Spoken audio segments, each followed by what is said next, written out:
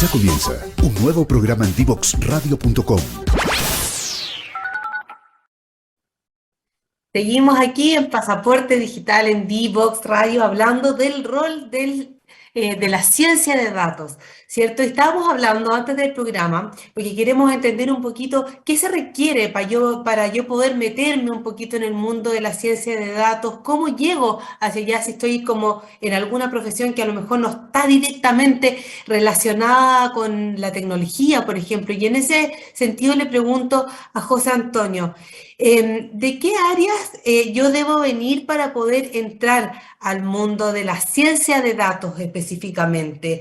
¿Qué habilidades tengo que desarrollar? Nos preguntaban mucho a través de redes sociales, ¿tengo que venir del mundo de la tecnología o sirve también si vengo del mundo de la matemática, de la ciencia o incluso de áreas del saber más alejadas de aquello, más humanistas de repente?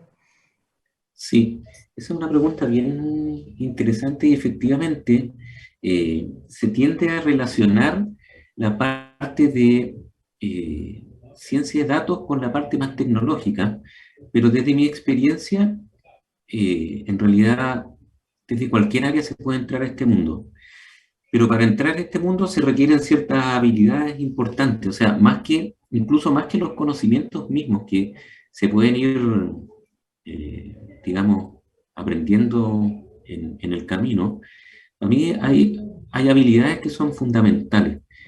Y la habilidad más importante que yo encuentro de todo este entorno es una habilidad analítica. Y muchas veces nosotros hablamos del análisis, ¿no es cierto? Pero uno concretamente no entiende qué significa eso. Y desde el punto de vista de la ciencia de datos o de quién va a resolver problemas, una habilidad analítica es tener la capacidad de tomar un problema y poder descomponerlo en partes más simples, que igual tienen su dificultad, pero de alguna manera una dificultad menor que el problema completo. Y eso en general no es trivial. No es trivial porque de repente a uno le presentan un problema y dice, chuta, ¿yo cómo lo abordo? Lo trato de resolver todo y no sé cómo resolverlo y me quedo ahí. Ya. Esa habilidad analítica es fundamental en la parte de ciencia de datos, porque nosotros vamos a encontrar problemas que uno dice, chuta, ¿y esto cómo lo resuelvo? ¿Cómo lo abordo? ¿No es cierto? Entonces, esa capacidad de poder tomar este problema y dividirlo en algo que para mí sea más simple y poder ejecutar, es una habilidad fundamental, pero no es la única. Este tipo de digamos, de comillas, profesión o problemáticas que vamos a resolver, en general son problemáticas multidisciplinarias. Entonces yo voy, aparte, digamos, de todas mis condiciones analíticas, voy a también tener que tener capacidades de comunicarme, ¿no es cierto? ¿En qué sentido? En que yo voy a tener que hablar con profesionales de distintas áreas. Esto se aplica a cualquier industria, ¿no es cierto? Y esto podemos hablar temas de industrias como la minería, ¿no es cierto? Todo el tema de salud, todo el tema de psicología. Entonces, en cualquier área uno puede encontrar una problemática donde de alguna forma los datos nos pueden ayudar a generar algún tipo de respuesta. Entonces, esa capacidad de yo venir de un área X, por ejemplo, yo de profesión soy bioquímico, ¿no es cierto? Y poder conversar con alguien que hace minería, también tengo que tener una habilidad para querer poder comunicarme por un lado y también poder entenderme con la otra persona cuando ella trate de comunicarse conmigo. Y es cierto, se requieren ya cuando estamos al mundo técnico, un poquito más de conocimiento desde las matemáticas, ¿no es cierto? Vamos a tener que entender algo de matemática, vamos a tener que saber programar probablemente en algún lenguaje, pero para mí esos puntos, si es que uno tiene estas capacidades de analítica y de comunicación, son logrables. O sea, si yo no sé programar, pero yo soy capaz de hacer análisis, yo voy a poder, digamos, superar esa etapa y aprender a programar. Entonces, esto en general, uno ve los dibujos, tan la parte analítica, toda la parte de conocimiento del negocio propiamente tal, ¿no es cierto? Y toda la parte fundacional que se podría decir que son la estadística y las matemáticas que se basa todo este mundo. Perfecto.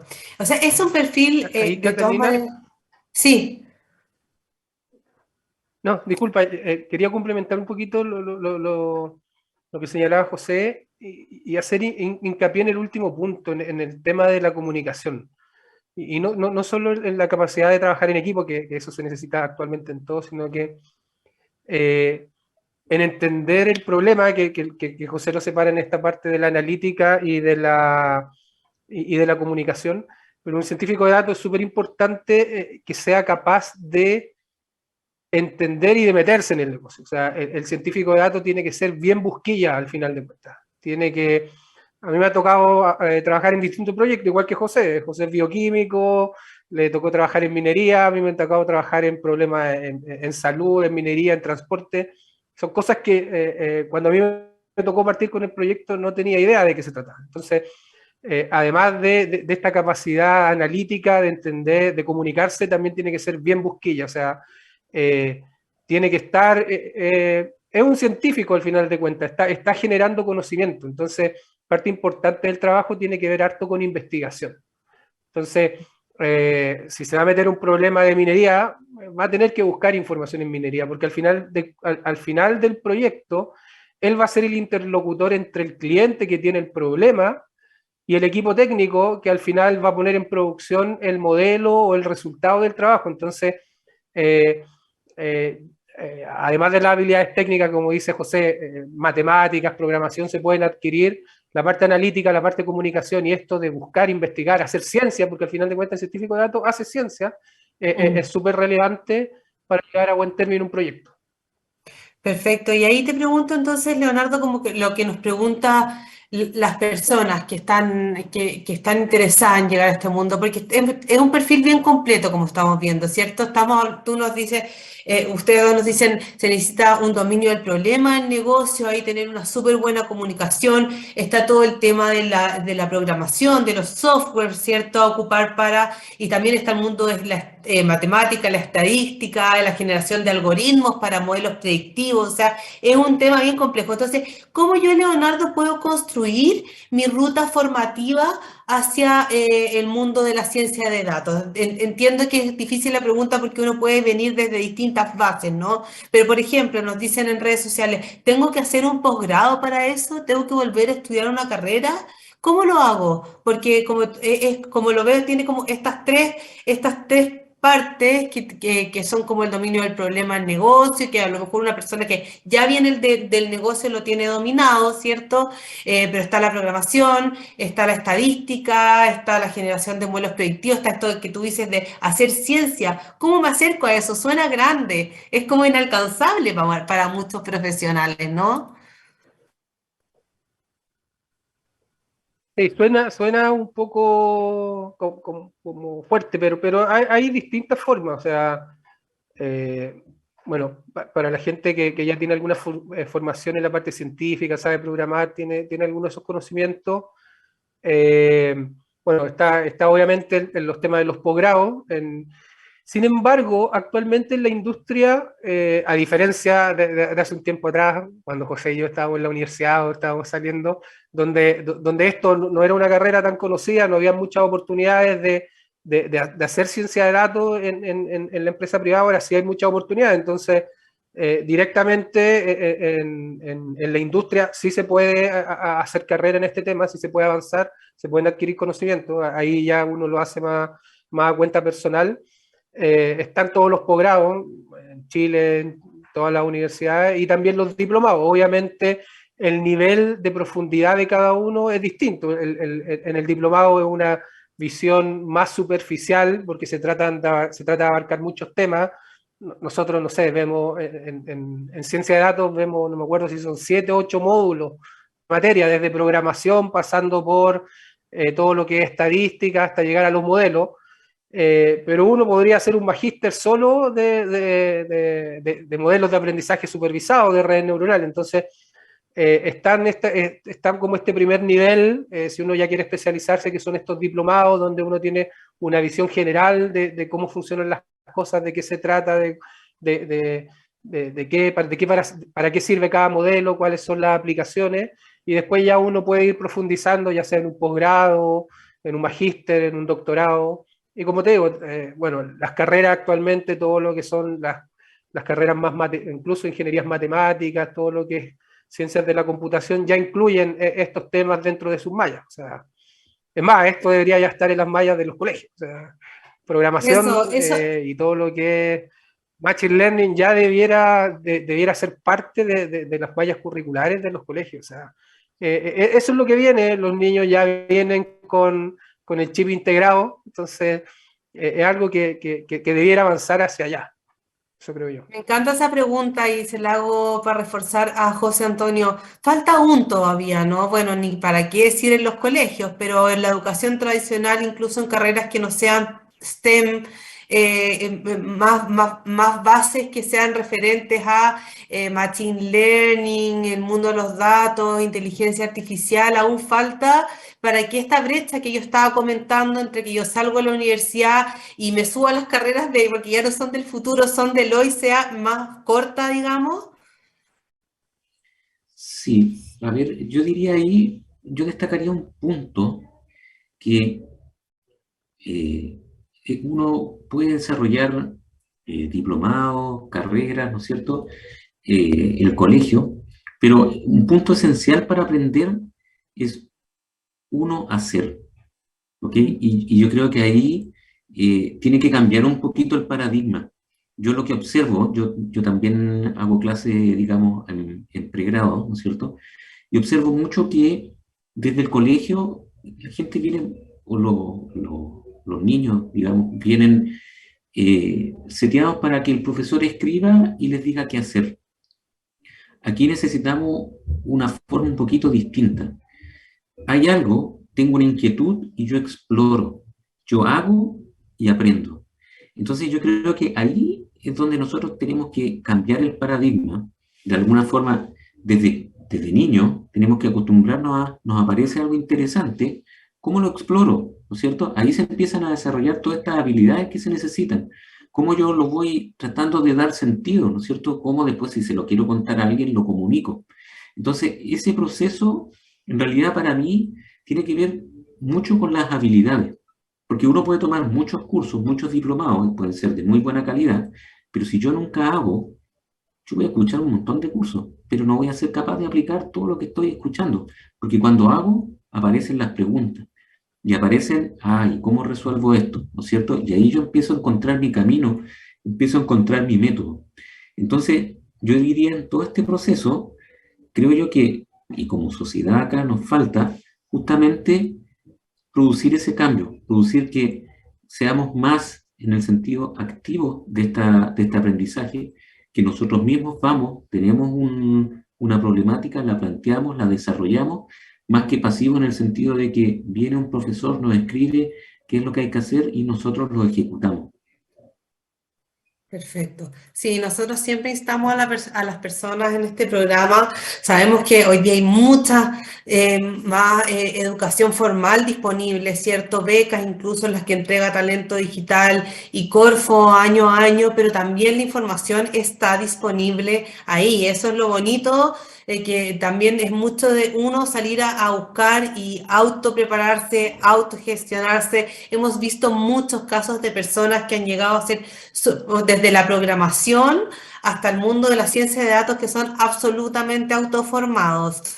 Y llevando un poquito, Leonardo, al rol del científico de datos, ¿qué tipo ya mencionabas algunos al inicio de esta conversación, pero ¿qué tipo de problemas puede solucionar un científico de datos dentro de una empresa? ¿Hay algún rubro que pueda estar exento del mundo de los datos? No lo creo. ¿Hay algún tamaño de empresa que pueda estar exento de los problemas que puede solucionar la ciencia de datos?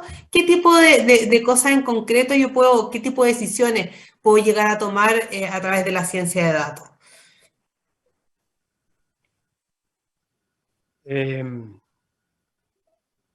yo creo que no hay rubro en el que no se pueda, o área donde no se pueda aplicar la ciencia de datos. O sea, sí, obviamente vamos a estar limitados por la disponibilidad y la cantidad de datos, que eso podría ser la única, pero si hablamos en términos generales, uno podría aplicar ciencia de datos a la mayoría de los problemas. Como te comentaba, en minería uno puede aplicar todas estas técnicas para mejoras operacionales, para todo lo que tiene que ver con exploración, seguridad. Nosotros también hemos desarrollado proyectos que tienen que ver con seguridad para detección de fatiga humana, para evitar accidentes. En medicina hay un mundo abierto cada día de posibilidades de lo que se puede hacer con estas técnicas predictivas.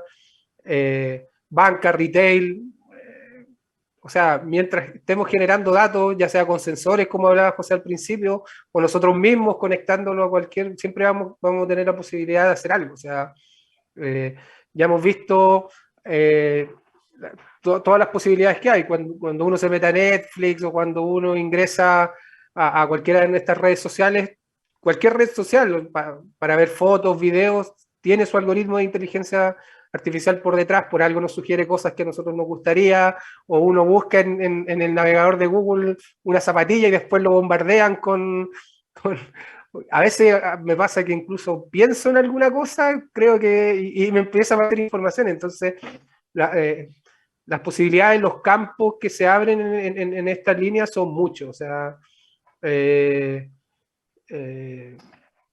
ahí más bien la pregunta, ¿cómo usarlas para bien? Porque también está la posibilidad de hacer mal uso de estas tecnologías. Entonces, ese yo creo que es como el siguiente paso. O sea, la posibilidad está, son muchas, no sé si infinitas, no sé qué opinará José ahí, pero posibilidades de aplicación hay muchas. Ahí también hay que ver cómo esas posibilidades que se abren se utilizan para generar cosas que le sirvan a las demás personas. Perfecto, y justamente esa era la pregunta un poco con la que quería ir cerrando, José Antonio. ¿Cómo ves el rol de la ciencia de datos a futuro? ¿Qué nuevas posibilidades se están abriendo? Tú que también estás en una tremenda empresa, ¿y cómo ves que ha cambiado el rol y cómo se proyecta a futuro?